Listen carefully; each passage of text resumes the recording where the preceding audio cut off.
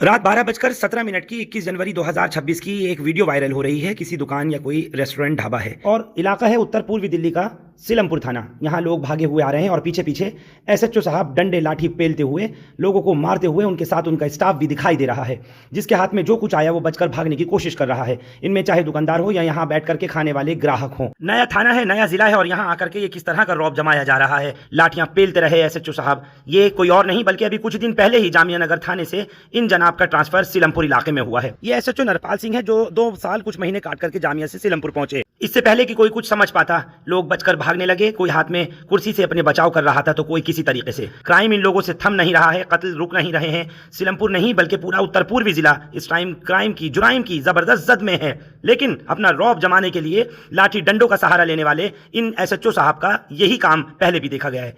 कौन सी किताब पढ़ी है, कौन सा कानून पढ़ा है, कौन इनको इजाजत दे रहा है इस तरीके से निहत्थे लोगों को मारने की, उन ग्राहकों को जो वहां बैठ करके खा रहे हैं उस सीटिंग हाउस में। बाजार में दुकानें बंद कराने का तौर तरीका होता है, दुकानदारों को समझाया जाता है, अगर उनकी नहीं समझ में आता है तो चालान किया जा सकता है। लेकिन लाठियां भाजने का दुकानदारों और ग्राहकों के ऊपर क्या तरीका है, क्या तुक है, समझ नहीं आया। एसएचओ के लाव लश्कर में मौजूद ये उनके स्टाफ का एक शख्स कैमरे पर हाथ रख करके उसको बंद करने की, रिकॉर्डिंग रोकने की कोशिश कर रहा है, लेकिन ये सब रिकॉर्ड हो चुका ताकि इनकी करतूतें सामने आ सकें। इसी सीलमपुर थाना इलाके की अब एक और वीडियो देखिए। दोपहर 1:02 पुलिस वाला अंदर एक दुकान में जाता है, वहां से एक दाढ़ी टोपी वाले को, जो दुकानदार है, उनको घसीटता बाहर लाता है, धक्का देता है, दुकान के बाहर लटके हुए कपड़ों को उतारने के लिए कहता है।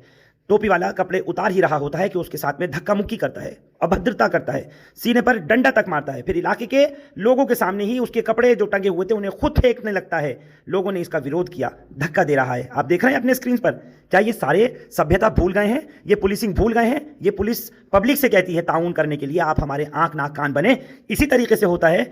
सीनियर अधिकारियों को इसका संज्ञान लेना चाहिए। इन तस्वीरों के वायरल होने के बाद से दुकानदारों में खासी नाराजगी देखी जा रही है। दुकानदार, मार्केट वेलफेयर एसोसिएशन के लोग सीनियर अधिकारियों से मुतालबा कर रहे हैं कि इस किस्म का व्यवहार बिल्कुल काबिल कबूल नहीं होगा। दुकानदार साफ तौर पर चेतावनी दे रहे हैं कि अगर इसी तरीके से लाठी डंडे के जोर के ऊपर एसएचओ और उनकी टीम यही हाल करती रही तो हम जाकर के पुलिस हेडक्वार्टर के बाहर धरना प्रदर्शन करेंगे, चक्का जाम और धरना करेंगे। दुकानदारों का कहना है कि एक तरीके के तहत आपको दुकानें अगर बंद करानी है तो आप दुकानें बंद करा सकते हैं, चलान कर सकते हैं, कोर्ट का चलान कर सकते हैं, लेकिन इस तरीके की गुंडागर्दी वर्दी की आड़ में नहीं बर्दाश्त की जा सकती। एक तरफ यह भी देखा जा रहा है कि दिल्ली के जो लेफ्टिनेंट गवर्नर है वीके सक्सेना, उन्होंने हाल ही में एक ऑर्डर अप्रूव करते हुए कहा था कि जो रेस्टोरेंट्स, पब्स और ईटरीज हैं ओपन एयर में, उनका टाइम रात 1 बजे तक का, जबकि जो रेस्टोरेंट्स और बार हैं 3 स्टार होटल्स में उनका टाइम रात 2 बजे तक का, और जो 5 स्टार होटल्स हैं उनको अलाउ किया गया 24 घंटे 7 दिन के लिए, जहां के होटल्स वगैरह अलाउ किए जा सकते हैं। लेकिन कहीं भी लेफ्टिनेंट गवर्नर के ऑर्डर में डंडा लेकर के लोगों को मारने पीटने का कोई हुक्म नहीं दिया गया। इसी उत्तर पूर्वी जिला के अलग अलग 2 थानों के इलाकों में 48 घंटे में 2 लोगों के मर्डर हो गए।